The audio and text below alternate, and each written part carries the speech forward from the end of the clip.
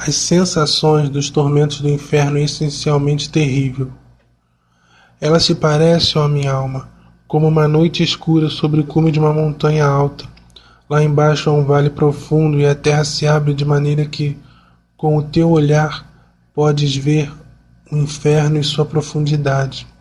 Ele se parece como uma prisão situada no centro da terra, muitos quilômetros abaixo, todo cheio de fogo, preso num recinto de forma tão impenetrável que, por toda a eternidade, nem sequer a fumaça pode escapar. Nesta prisão, os condenados estão próximos um do outro, como tijolos no forno. Imagine o calor do fogo em que são queimados. Primeiramente, o fogo se alastra por todas as partes e tortura inteiramente o corpo e a alma. Uma pessoa condenada permanece no inferno para sempre no mesmo lugar que foi destinado pela justiça divina, sem ser capaz de mover-se, como um prisioneiro num tronco.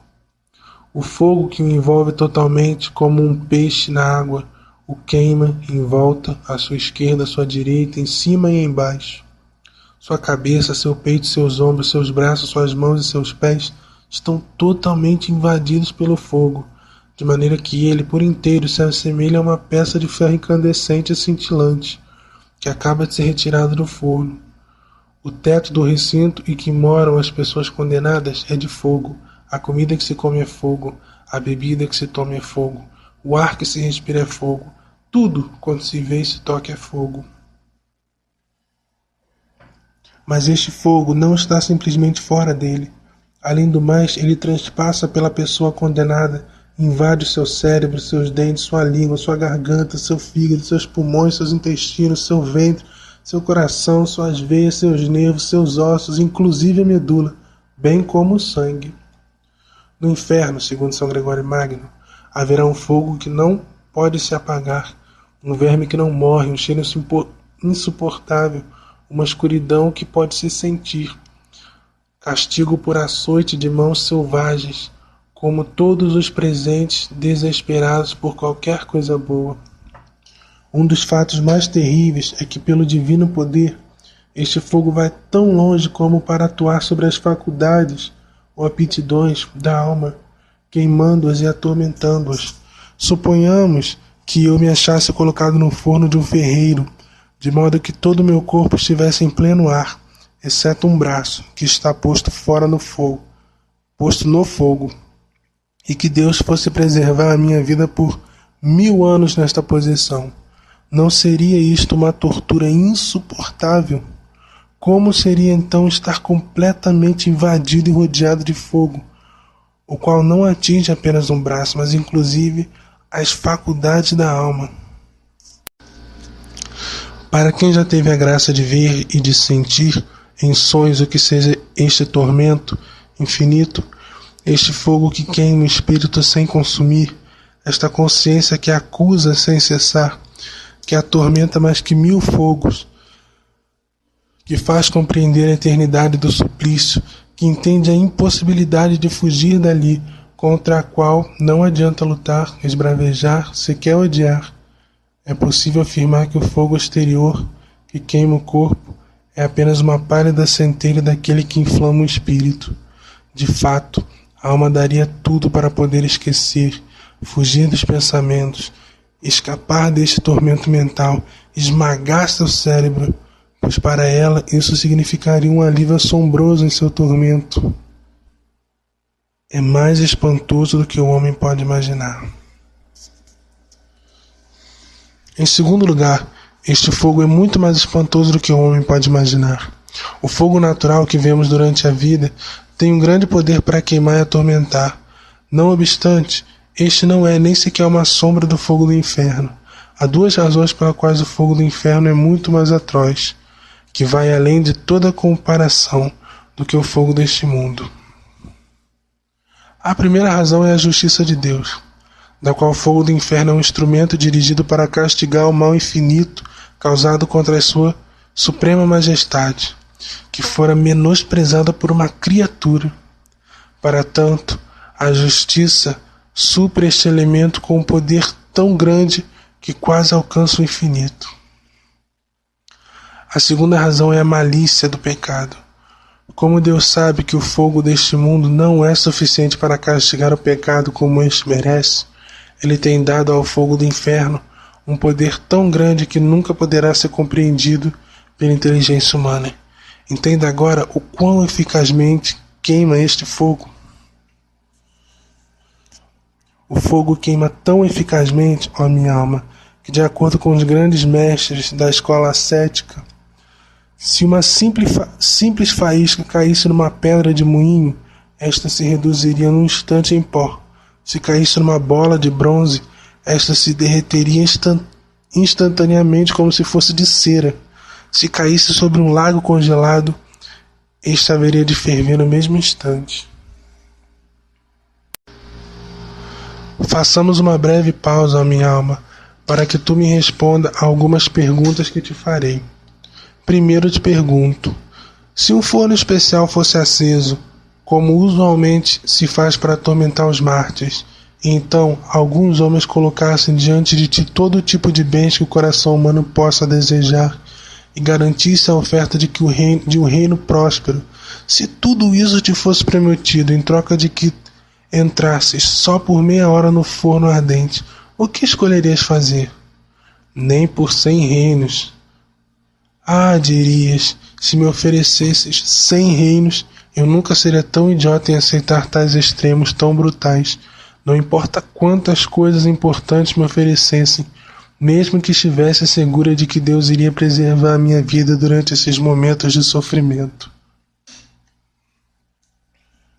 Em segundo lugar, eu te pergunto, se tu já estivesses na posse de um grande reino, estivesse nadando no mar de riqueza, de maneira que não precisarias de nada, e fosses atacada por um inimigo, feita prisioneira e acorrentada, se fosse obrigada a escolher entre perder o seu reino e passar meia hora dentro de um forno incandescente, o que escolherias? Ah, dirias, prefiro passar toda a minha vida na pobreza extrema e submeter-me a qualquer injúria e infelicidade do que sofrer tão grande tormento. Uma prisão de fogo eterno. Neste instante, dirige os teus pensamentos daquilo que é temporal para o que é eterno. Para fugir do tormento de um fogo ardente que duraria somente meia hora, tu sacrificarias qualquer propriedade, principalmente as coisas que mais te satisfazem. Estaria disposto a sofrer qualquer outro dano temporal, não importando quão trabalhoso pudesse ser. Então por que não pensas da mesma maneira quando discutes sobre os tormentos eternos? Deus não te ameaça com meia hora de suplícios dentro do fogo ardente, mas pelo contrário, com uma prisão de fogo eterno. Para escapar dela, não deverias renunciar a tudo o que está proibido por ele, não importando quão prazeroso possa ser, e abraçar alegremente tudo quanto ele ordena, mesmo que fosse extremamente desagradável? O mais espantoso do inferno é a sua duração. A pessoa condenada perde a Deus e a perde por toda a eternidade. Aliás, o que é a eternidade? Ó minha alma, até agora nenhum anjo pôde compreender o que é a eternidade. Como então poderás tu compreendê-la?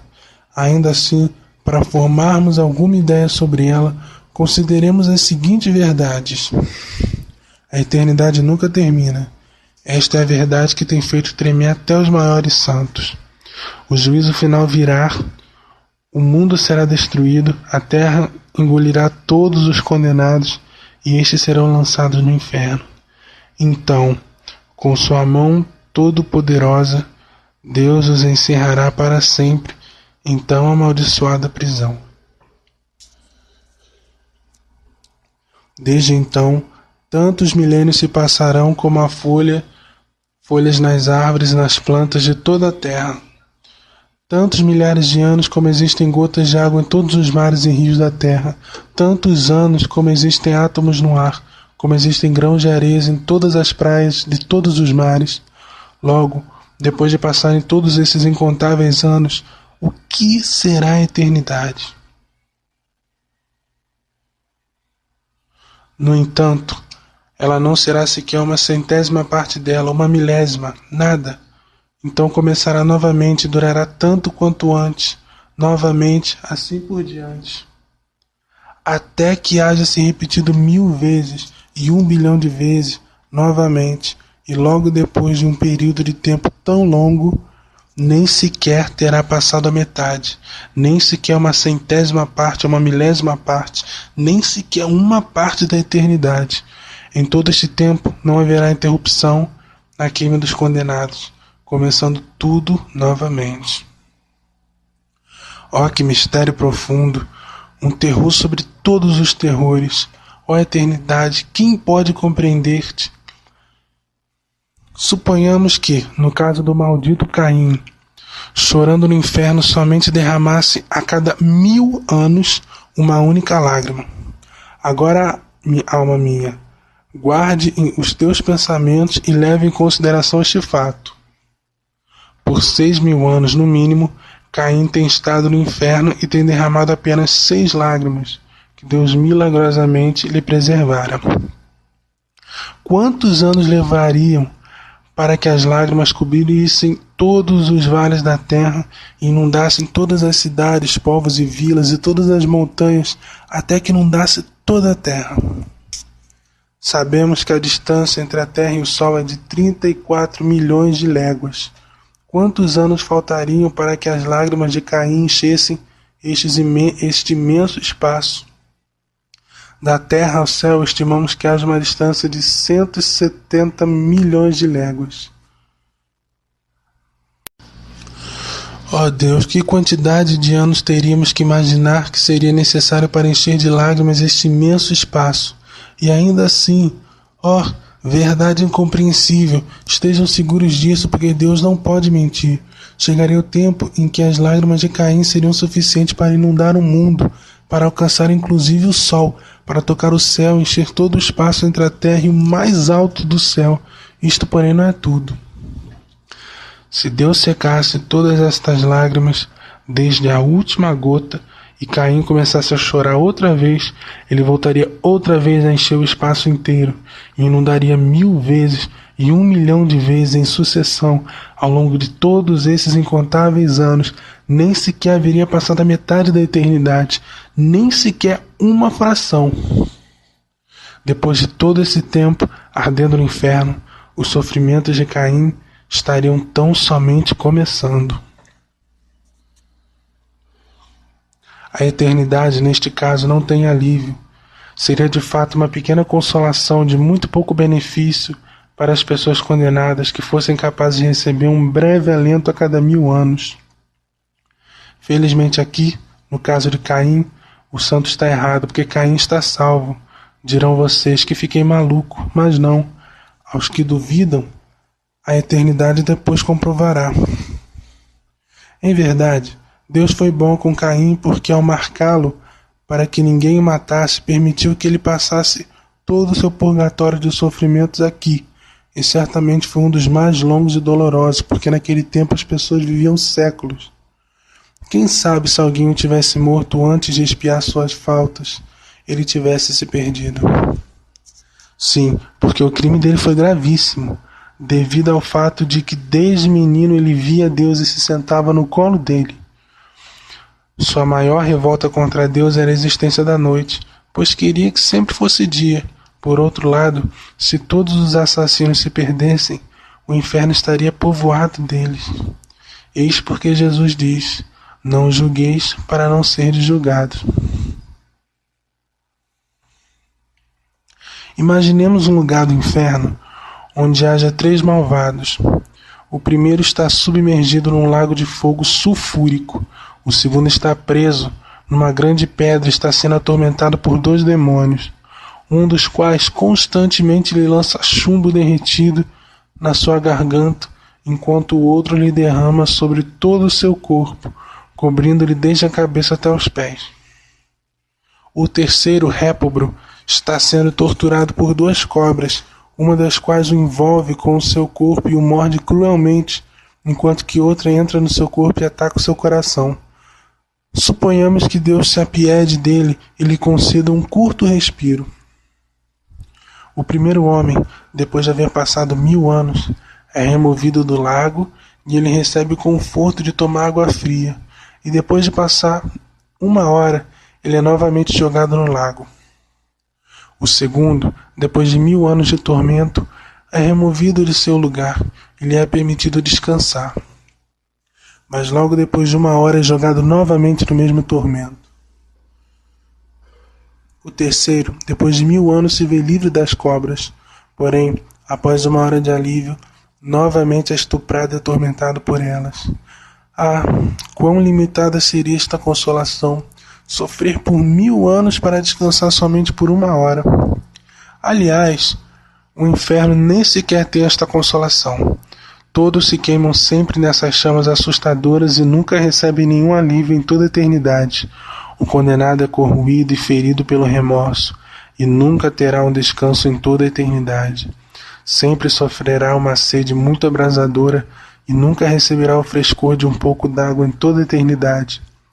Sempre se contemplará detestado por Deus e nunca poderá receber a alegria de uma simples olhada de ternura de Deus por toda a eternidade. O condenado se sentirá sempre maldito pelo céu e pelo inferno, e nunca receberá um simples gesto de amizade.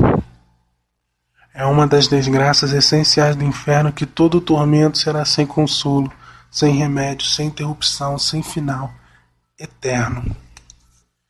Vejam se Deus, depois daqueles castigos de 1000 anos, concedesse a cada um dos condenados, almas ou demônios, esta hora de descanso, onde eles pudessem meditar e se arrepender. Acreditem, nenhum dos condenados voltaria plenamente arrependido. É isso que prova a imensa perfeição da justiça divina. Agora eu compreendo em parte, ó meu Deus, o que é o inferno. É o lugar de tormentos excessivos, de esperança extrema. É o lugar onde mereço estar por causa dos meus pecados, onde eu estaria desterrado por alguns anos se a tua imensa misericórdia não me tivesse libertado. Repetirei 1000 vezes, o coração de Jesus me tem amado, ou, do contrário, agora eu estaria no inferno. O sangue de Jesus me tem reconciliado com o Pai Celestial, ou minha morada seria o inferno. Este é o cântico que eu quisera cantar a ti, meu Deus, por toda a eternidade. Sim, de agora em diante minha intenção é repetir estas palavras tantas vezes como os momentos se sucedem desde aquela maldita hora em que te ofendi pela primeira vez.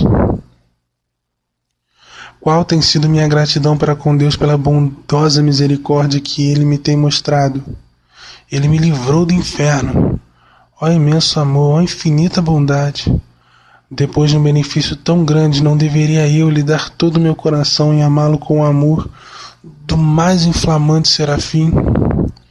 Não deveria eu dirigir todas as minhas ações até Ele e em cada coisa buscar somente contentar a vontade divina, aceitando todas as contradições com alegria, de maneira que possa lhe devolver o meu amor? Poderia fazer alguma coisa menor do que isso depois de uma bondade tão grande? Ó ingratidão, merecedora de outro inferno, deixar-te-ei de lado. Deus meu, resistirei à tua misericórdia cometendo novos pecados e ofensas. Sei que tenho feito mal, ó meu Deus, e me arrependo de todo o meu coração. Ah, se pudesse derramar um mar de lágrimas por tão ofensiva ingratidão. Ó Jesus, tem misericórdia de mim, visto que agora decidi melhor sofrer 1000 mortes do que ofender-te novamente. Fim.